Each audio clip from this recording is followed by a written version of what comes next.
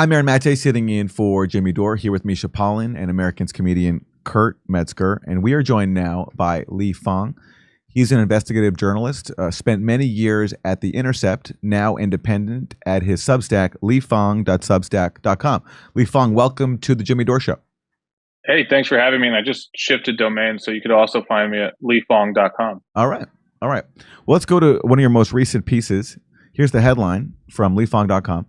Pfizer quietly financed groups lobbying for COVID vaccine mandates. And Lee, you obtained this very long list. Here it is. It's 28 pages of groups that Pfizer, with its massive profits off of the COVID pandemic, donated to. So talk to us about what you found and what kind of messaging was put out by the groups that Pfizer donated to. Well, this piece looks at a particular time in our pandemic history in 2021 when the COVID mandates were being rolled out.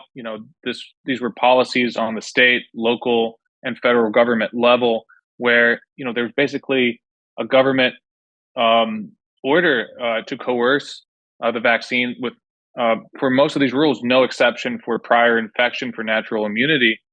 And, this was very controversial at the time. Pfizer largely stayed out of the headlines as this was being debated and implemented.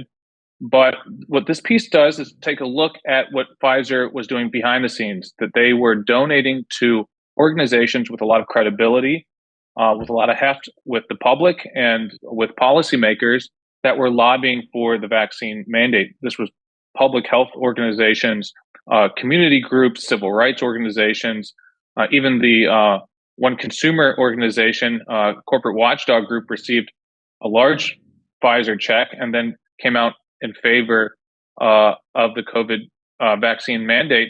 And for many of these organizations, there was no disclosure at the time. Nothing on their website when they were going and telling the Associated Press and other major media outlets that they support the vaccine mandate. They were not saying, hey, and by the way, there's a potential conflict of interest here. We're receiving special funding from Pfizer this year. None of that. And, again, these organizations were also directly lobbying the government. They were putting in letters to the federal government saying, we represent the community, doctors, what have you, and we support the mandate. And again, there wasn't disclosure, and it's not really well known. This piece basically just peels back the layers and provides some transparency on how this very controversial policy was formulated. How much money are we talking about here, and what are some examples of who received this money from Pfizer and then how they went about their messaging?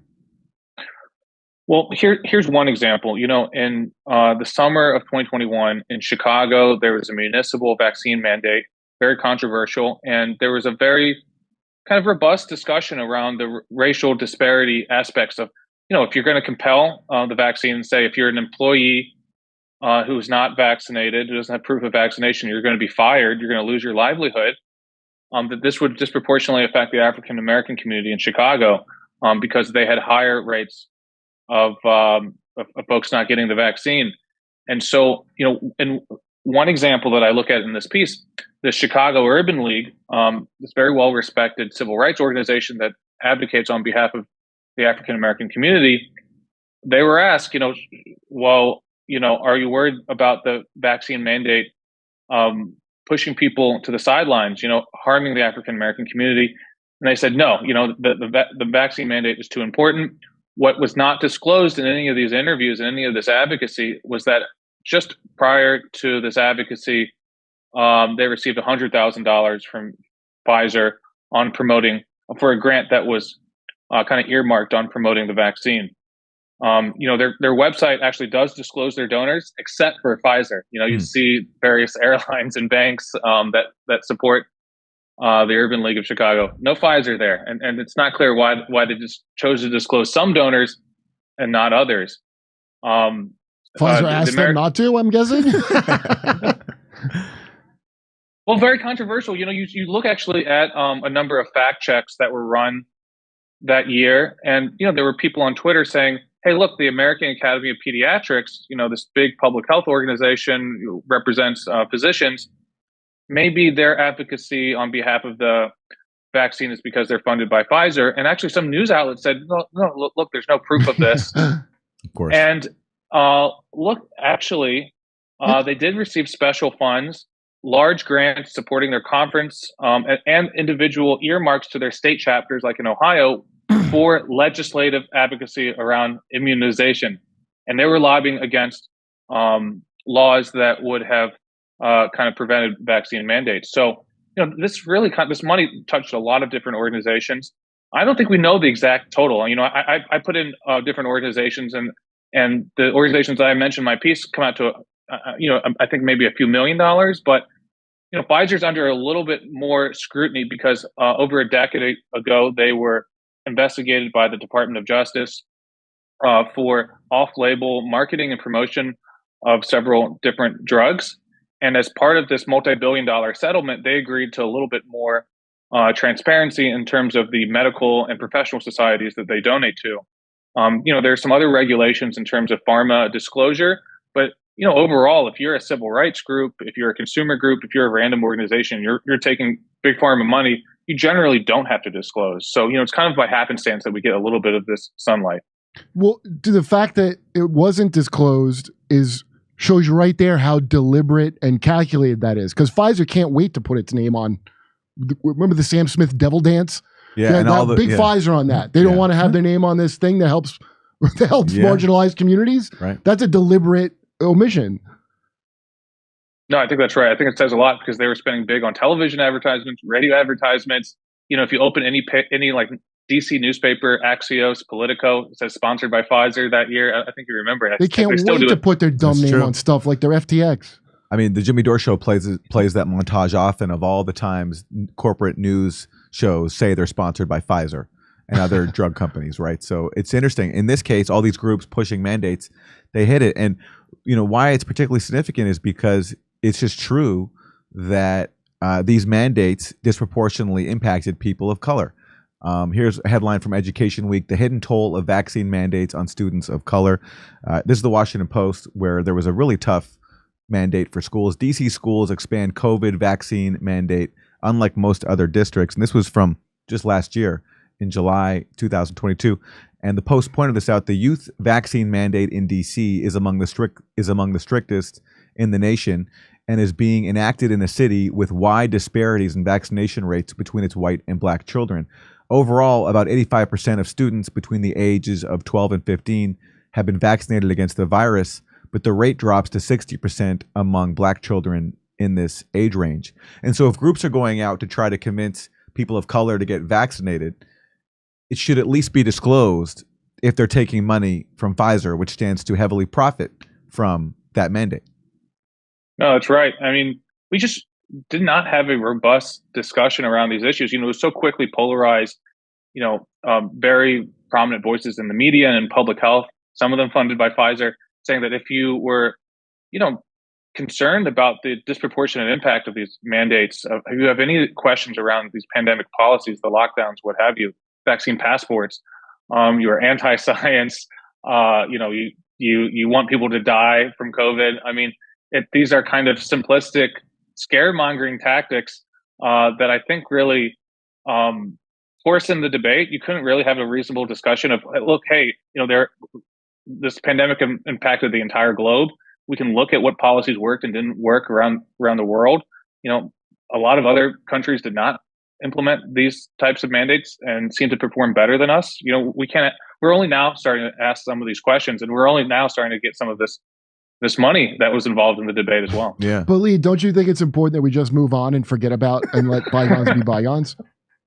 I've heard that argument. Yeah. Well, here's an example. Here's a rare example where there actually was a debate, and it happened it wasn't prompted. It wasn't organized. Anthony Fauci and the mayor of DC, Muriel Bowser, went out on the streets to try to convince people in a black neighborhood of DC to take the vaccine. And this is what happened. People in America are not settled with the information that's been given to us right now. So I'm not going to be lining up taking a shot on a vaccination for something that wasn't clear in the first place. And then you all create a shot in miraculous time. It takes years to create vaccination. Well, it used to take years. Okay, it used to. You know how many years were invested in this approach? About 20 years of science him saying that in this, he's such a piece of shit, this dude, where he goes, we're invested in this, not the vaccine. Like, he talks in like fine print. Mm-hmm. Yeah. Get us to be 20 able to years do is it not quickly. enough. And 9 months is definitely not enough for nobody to be taking no vaccination that you all came up with. The only reason I'm talking to you right now, as close as we are, is that I've been vaccinated. Right. But if it allows thousands of people like you don't get vaccinated, you're going to let this virus continue to percolate in this country and in this world. Something like the common flu then, right? It's much more serious than the flu. Well, the flu kills a lot of people annually too. You know how many people died of the flu the last year? I mean, not this year, virtually none, but the previous year, about 20 to 30,000. You know how many people have died from COVID-19 in the United States? 600,000 Americans. Well, the number that you all giving that died, that's once again, that's you all's number. You gonna pass? Yeah, definitely. Because when you start talking about paying people to get vaccinated, when you start talking about incentivizing things to get people vaccinated, there's something else going on with that. Something else going on. It is something going on with something else. You're right. But I'm glad millions of people like me and most everybody here didn't get an incentive. You know what their incentive was? Protecting their health and protecting the city. But I won't keep you anymore. It's okay, because my incentive, y'all campaign is about fear. It's about inciting fear in people. You all attack people with fear. That's what this pandemic is. It's a fear. It's fear, this pandemic. Do they have a vaccine for guilt trips? Well, so there we go. And he was hitting on something is, they're trying to fear monger. And now we know that Pfizer was involved in paying groups to back the very mandates that he was resisting. And here's Max Blumenthal. The hero of the pandemic hails from D.C. Ward 8, where critical thinking and mistrust of the government still flourishes. Meanwhile, across the river, affluent liberals lapped up big pharma media propaganda, flaunted their obedience, and awaited official orders to emerge from hiding. Lee Fong, any last comments on this before we move to the next segment? Can I just say I love this. I love this interaction. DC is such an interesting place. I used to live in DC. I grew up just outside of the borders of DC. And there's such a crazy divide that you have such powerful media figures, policymakers, politicians who live, a 10-minute Uber ride, 10-minute metro ride from working class communities that they always ignore. And they will craft policies impacting them, but they won't actually talk to them. So I'm glad they went out and talked to them. I mean, of course they kept this. We don't see this video until now, but I love to see these interactions. I wish every political leader had to kind of engage with the people, the working class people of DC who are always ignored. Why did it not come out until recently? Probably because it was embarrassing for them. Who brought it out? Who was like, it's time to show this? I don't know. I don't know where it came from. I just just curious. All right, over to Misha. Before it's over to Misha, Aaron, can you give the disclaimer that we all love the vaccine here at the Jimmy Dore Show? Oh, Works right. very I haven't well. been trained on this. So what do we say Kurt, here? you can join in together. The there you go. Of the hospitalizations, and it was probably came from a Pokemon.